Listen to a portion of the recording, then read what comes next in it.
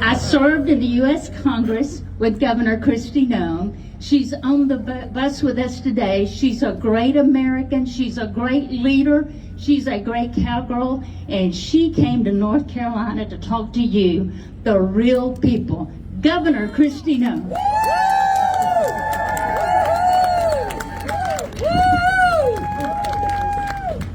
Well, the senator and I are best friends now. You put two people on a bus together all day, you either become best friends or best friends. That's the only option, right? You guys look fantastic. How are you doing? Are you chilly? This is like shorts and flip-flop weather for those of us from South Dakota, right? We're a little bit tough, and so this is fantastic. Thank you all for coming out tonight. I don't know what I would ever share with you that you haven't heard from this fantastic lineup of speakers. So I'm just going to share one thing with you and then give you 3 things that I need you to do. Does that sound good? Yep. What I want to tell you and what you have experienced here in North Carolina is that leadership has consequences, doesn't it? It matters who's in charge. All you have to do is look across this country, look from state to state, and you can see that it mattered who is making the decisions for families, right? It mattered what they did, and people have heard the story of your state and the consequences that you've had to live with because of bad leaders. And also when you look at South Dakota, we are absolutely thriving because we wrapped our arms around freedom and let people use personal responsibility to make the best decisions for their families. In our state, we never once shut a single business down during COVID, never mandated anything, didn't define what an essential business was because I don't believe the government has the authority to tell you your business isn't essential. Never took elevated unemployment benefits because I believe our people wanted to work and they did. We've got the lowest unemployment rate in the nation, fastest growing incomes in South Dakota. We're having the most babies of any state in the country. People are having babies, I think, because they're happy, right? We're very proud of that. And we are the only state in the country where our mental health challenges are going down, our suicides are going down, and the only state whose drug overdoses are going down. So listen, the reason that South Dakota's been able to thrive, and I tell everybody this, and this is what I came to tell you tonight, is that I have had the opportunity to be governor under President Trump and under President Biden and Vice President Harris. I've had the opportunity to serve under both of them, and listen, every single day that President Trump was in the White House, I got to be governor and be on offense. I got to get up and solve problems, be aggressive for my people, make the best decisions closest to them that help them thrive and do better. And as soon as Joe Biden and Kamala Harris got into the White House, I went on defense. Day one, they canceled the Keystone Pipeline. Now listen, in South Dakota, and I think it's probably true here in North Carolina, well, maybe it's a little bit more true in South Dakota, it's hot in the summer and it's cold in the winter and it's a long ways to drive anywhere. We're heavily energy dependent, and you are as well. And that Keystone Pipeline was incredibly important to us. It's important to this country. And President Trump wants to help us depend on American energy and not embolden our enemies and make them rich. He wants to make sure that we're putting America first and not facilitating an invasion over our southern border. He loves our people and wants to give you the opportunity to keep more money in your pockets to provide for your family and not deal with this kind of inflation and interest rates you've been struggling with under Harris and her leadership. So listen, every day that I've been on defense, I've been working to put President Trump back in the White House. I remember when he announced that he was running for president in 2016. Do you guys remember that, when he announced and he came down that golden escalator? I remember sitting in my office watching that and thinking, who does that? I'm a farmer and a rancher, so I was sitting there watching that and going, I just don't understand why anybody running for an elected office would come down a golden escalator. But then I thought about every other politician that I knew, and what do politicians do? They're going to run for office. I think the first thing they do is they go out and buy themselves a good pair of jeans. They go find a barn or a hay bale or a manufacturing plant or something, and they stand up and they try to pretend and act just like you and go, golly shucks geez, I'm just like you and I want to go work for you, right? And they pretend to be something that they're not because secretly they think they're a little bit better than you. But not President Trump. When he came down that escalator, I knew we were going to see somebody who was going to be exactly who he was. that he was going to go out there and be honest with us, be genuine, and that he was running to be president of the United States, not because he needed the job, because he wanted to. And he wanted to go there because he knows how special this country is. And he wanted to protect it and keep it as special as it always has been. Listen, our founders that gave us this country gave us the greatest experiment in human history.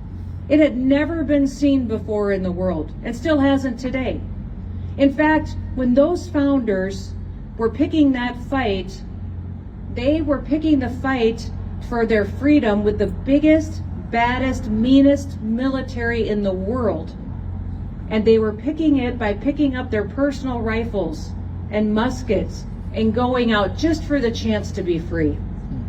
When they signed the Declaration of Independence, Ben Franklin, when he signed it, said, "We must all hang together, or most assuredly, we will all hang separately." Yep. We all have to hang together. This is a critical point in our history. I never would have dreamed we would see this country change like we have the last several years. Would you? No. I never would have thought about it. At that time, the people who started this great country, they pledged their lives, their fortunes, and their sacred honor for the chance to start the United States of America. Frankly, we don't get asked to make that big a commitment in this day and age, in this election cycle, do we? They made a commitment that we don't even have the ability to comprehend. I don't know about you, but I've got kids. I've got 3 grandbabies and 1 on the way. And I look at them and I look at my little 3-year-old granddaughter, who's the oldest, and little Miss Addie, and I think, I can't imagine a world where she's not going to have every opportunity that I had. And I don't want to lose this country on my watch. So people ask me, why do I do this?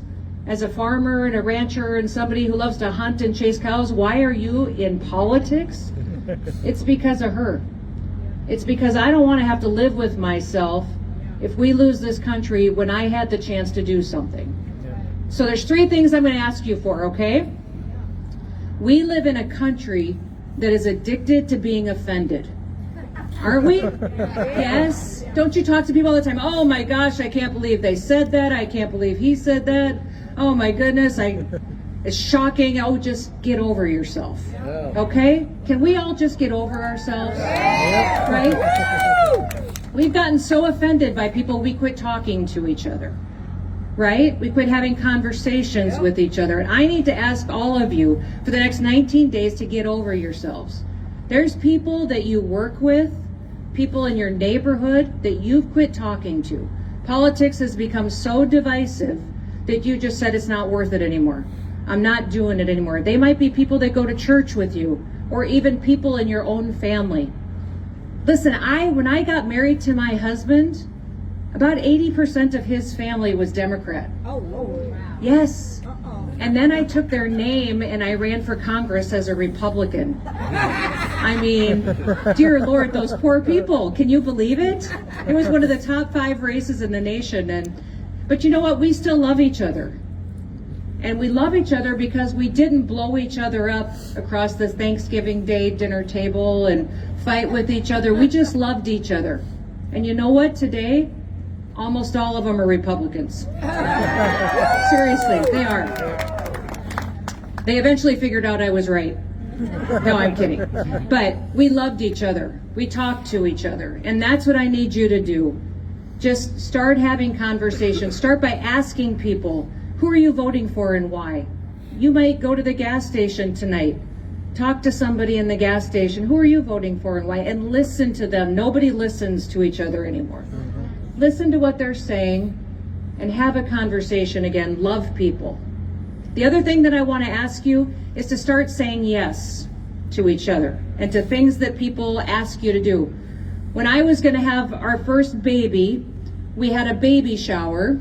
And at baby showers, they go around the room oftentimes and ask everybody to give some advice to the new mom. Has anybody ever been to a baby shower? Yeah. Okay, so I went to a baby shower recently, and there was men there. What? So when did that start to happen? right? Frankly, it ruined the baby shower. So if any of you men, I don't know when that started to happen, but if any of you men get invited to go to a baby shower, please stay home. Changed all the conversations. It wasn't fun anymore. But I remember at this baby shower, though, they went around the room and asked people to give me advice on being a mom. And I remember it got to my grandma, who was a tough German woman. She was rarely soft-spoken or kind, but I remember it got to Grandma and I thought, oh great, I can't wait to hear what this is. And she said, Kristi, say yes as much as you possibly can, because so many times as a mom you have to say no. And I thought, oh my goodness, that is fantastic advice. And I wanted to be a mom who said yes. So as my kids were growing up, I was a mom who said yes to everything. If they wanted to race down the driveway, we raced down the driveway. And our driveway was about a quarter mile long. It was pretty long. If they wanted to jump in a mud puddle on Easter Sunday, we jumped in a mud puddle. I was a mom who said yes to adventures and all kinds of things. But I also applied it to my life. If people asked me to do something, I just said yes. I just went and helped them, signed up for the committee, showed up at a meeting, and I decided if I liked it, I would keep doing it, and if I didn't, I'd find something else to do. But you are going to be asked to do something the next 19 days that you maybe don't want to do. Maybe you're tired. Maybe a candidate asks you for help. Maybe somebody asks you to go be a poll watcher or to knock on doors, and it may be very, very uncomfortable for you, but I'm going to ask you to say yes. You may find a gift or a talent or something that you like that you didn't even know you'd be good at. But I'm going to encourage you to start saying yes. And the last thing I'm going to ask you to do is to be happy. Be happy, be hopeful. We live in the greatest country in the history of the world. Because we woke up in the United States of America this morning, we are better off and more blessed than 99% people in the world because we had the chance to wake up here in the United States of America where people are still free. So be happy when you talk to people, okay? There's a scripture verse in the Bible that talks about how lovely on the mountains are the feet of them that bring good news, proclaiming peace and announcing news of happiness. Wouldn't that be wonderful if people saw a bunch of Republicans coming and actually got excited to see you? Wouldn't it? And that you were bringing hope and words of peace and happiness? That's what we should be drawing people to us. We should be drawing people to us who want to be like us. So that's my advice for the next 19 days, and that's how we make sure that President Trump wins. I love him. I dearly love the man. He loves people. He empowers people to make the best decisions for themselves, and he trusts you. He trusts you to make the best decisions for your family. And he gets up every day because he loves this country, and he wants to make it great again. So let's go out there and let's quit being offended and start talking to people. All right? Let's start saying yes, and let's be happy. All right? And let's make America great again. All right? God bless you. Thank you. We're going to stick around for a while and chat and visit. So, well, good to visit with you, and you guys be safe. All right? Let's go hard and